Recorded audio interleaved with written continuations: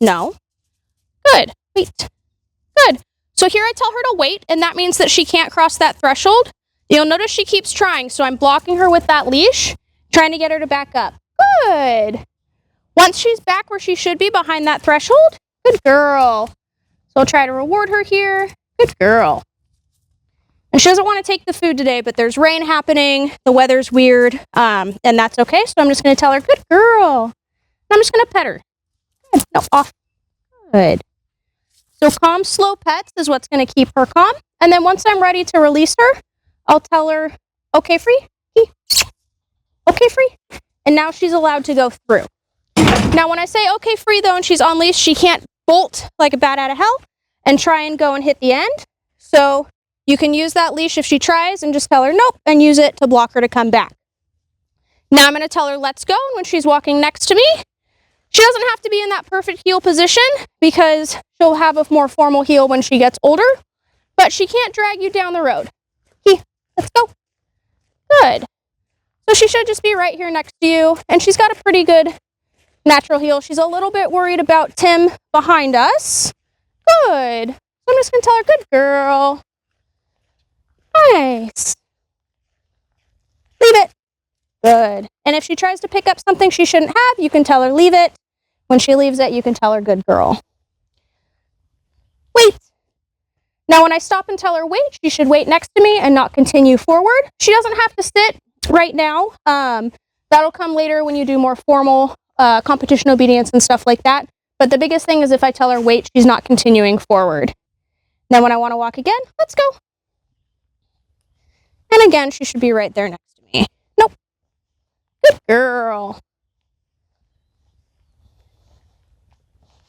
We'll do another wait up here at this gate. So another thing you can do too is if she's trying to bolt through gates, you can use the gate spatial pressure as well to prevent her from going through. Tell her, wait. Good. Good girl. Yeah. So there she didn't try to go through at all. So I'm going to tell her, okay, free. And now she can go through. Now if I'm here with her and I'm trying to go this way and the gate's opening outward, I'm going to tell her, wait. Now if she tries to go through, I can simply close this gate towards her. Good girl. And you see how she steps back? Good. And then I can walk in, see if she'll take food out here, reward her. Good girl.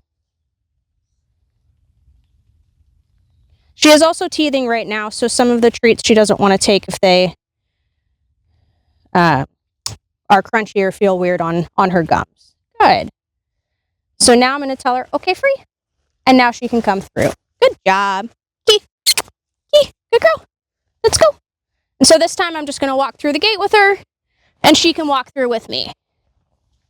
Good job. Good.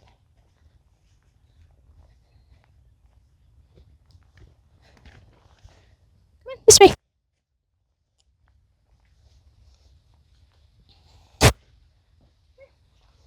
All right. And one of the things that we had talked about in the first lesson was about tethering her to the place bed. Nope.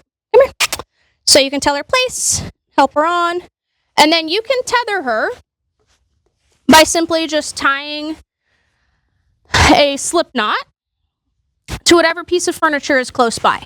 And so this is going to help her settle on her own. And if she goes to get off, nope. She's going to get corrected right back on. Nope. We had talked about, she can be tethered with that place bed next to her. Now here she's trying to get the flirt pole, so I'm going to move this. But this is going to help prevent her from trying to pester your other dogs at home. It's going to give her one spot where she can relax and settle. And again, there's a lot happening out here. The weather's weird. It's cool, so a lot of times dogs are more energetic when it's cooler out. Doing this, though, at home, what you'll do is if she's tethered, you don't want to release her from it if she's still being frantic and moving around. You want to only release her when she is calm and settled and being well behaved.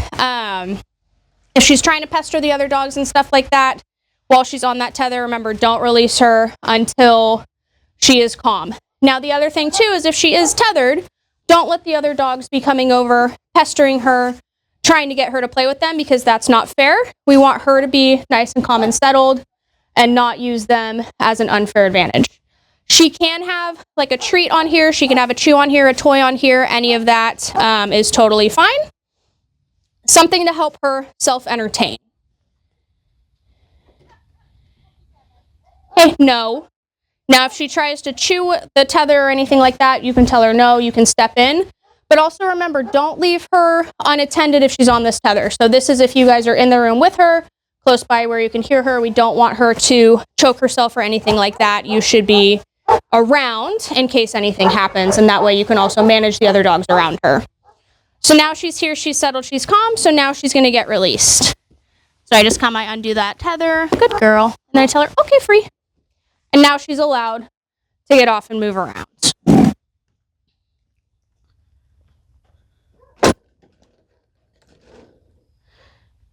Good. So another thing that she has learned is leash pressure. So if I pull up, she will sit. So, come here, good girl. So straight up. Once that butt hits the ground, yes, good girl. And then release. Sit. Good. Remember that good is your duration word. Good girl. Good. Nope. Sit. Good. And if she gets up before I release her, just say no. You can use that leash help. Good. And then, okay. And now she's allowed to get up. Okay. Now, since we've changed her name pretty recently as well, she's still relearning her new name. So what you can do is you can practice by just saying her name, and then when she looks at you and engages with you, you can reward her either with food that she'll take, or you can just get really excited and be like, yeah, that's a good girl, good job. So like here, she looks away. So now, right now, she's pretty focused on me. Can you just like make noise or something? Oh, here we go. So here she's focused on the ground. Key. Yes, good. And anything where she's going to engage with me. Key. Yes, good girl. And I use the leash as well to pop towards me. Good. To get her to be like, hey, when you hear this, pay attention to me. Good job. Good girl. Okay. Key. Yes, good girl. Off. Good. Good job. And if she jumps on you, we don't want her jumping. Say off. Stop petting her, and then once she's back on the ground, then you can pet her nicely. Girl. Good. Now, I want to show you some of the stuff with the jump. We'll see if she's going to take the food for this. But what I had talked about before was having that jump like this, and then you're going to be on one side of it, on like the side. So facing here, you're not going to be here or on the other side. Because what we want to do is you're going to put it down to 4 inches, so just above where, so it's off the ground. And then you're going to take your food. We're going to see, she might not do it. Yes, good girl. And then once her feet come over it, you can mark yes and give her food. Come here. No. Hey. Yes. Good. All right. She doesn't want to take that food. Let's see if there's something else. Here. Come here. Yes. Good. So what this is doing, this is teaching her to pick up her back end. Yes. Good. And once she's a little bit older, you can raise this bar up, and eventually the goal is going to be to get it to the height that she jumps at, so that she really understands having to pick up her feet from wherever she is and going both directions. So this is also good because this is going to help her build muscle on both sides. Yes. Girl. We want her to be strong on both sides for agility. Good girl. And you can do this for just like 5 minutes a day, a couple times a week. Good girl. To practice, because we don't want to burn her out with it as well. She's still young, so we want it to be fun. Good job. All right. And then for the nose work stuff, like we talked about, so I think you ordered that neck size up harness, which is going to be that extra small. And it's tightened down pretty much almost all the way for her right now. for the size that she's at. So as she grows, make sure you loosen it. Good girl.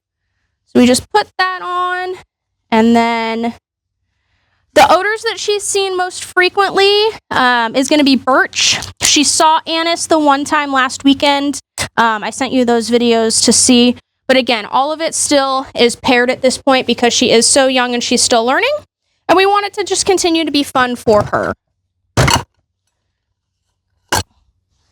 Good. All right, so put this in the box. Actually, all right. So I'm just going to show you with the one box right now because I don't know where the other boxes went. But come here. And again, too, make sure when you are going to do this, you have her clipped leash to the back, or you can do it off leash. But if I let her off leash right now, she's going to go take herself on an adventure in the rain. So, and then you can point her right at where in front she's supposed to be. Ready? Find it. Yes, good girl. She goes to it. I mark yes. And then I'm going to reward her right in there at the source of the odor. Good girl. Yes. And if she puts her head back down in there, I'm marking yes again, and I'm stepping in and I'm rewarding again. And I'm rewarding at source each time because I want her to associate that that means she gets the food for staying at the source. Good girl, come on. Good. And then I can set her back up again. Ready? Hey. Find it. Yes, good girl. And you can pair this as well. So like right now, it's been a little bit paired and a little bit unpaired. But when you're setting this up to practice, make sure you pair it. And you can just put one piece of food with it is totally fine. Good job. Good girl. And I don't ask for a lot of obedience here when I'm doing nose work with her. Really, I just want her to have fun and understand what is at hand. Yes. Good girl. Nice. Super. And then when I'm done with her with a session of nose work, I just tell her, okay, all done. Good. Good job. And then move away. Okay, so with Flirt Pole, I make her have a little bit of impulse control because obviously this is like her favorite thing right now. So sometimes if I want to work on some obedience, I'll ask her for a sit. Nope. Sit. Nope. Come here. So, and I'll grab the leash just to help. Hey. Nope. Come here. Hey. Good. Sit. Good. And I wait for her to be stable. Good girl. Yes. Okay. And then I'll put it down, and then she can go and she can get it. Good girl. Now, right now she's teething, so I'm not playing tug with her. I'm letting her just get it and carry it. Good job. And then if I want her to out it, leave it. And then I'm trading her for food. Yes, good girl. So here the toy is more of higher value than the food is. But once she releases it, then, hey, no. Then I'm going to come in and I'm going to grab it. Good girl. Good. No. Good. So, and I'm nice and calm. No. So I'm going to block her there because she doesn't get to come get it just out of my hand if I'm holding it. Good. Nope. Hey. Key. Key. Good. Hey. So she's distracted by the ground. Good. Nope. Good. So a little bit of engagement with me. She's more focused on the toy, but that's okay. And everything else. But once she re-engages, key. Good. Yes. Okay, get it. Good. And then a few short ones, and then she can get it. Good girl. Super, kid. Nice. Good job. And again, she's teething, so we're not tugging right now, but she gets to take it and possess it. Good job. Good girl. And then I pet her too when she has it, just for that extra affirmation of, that's a nice job.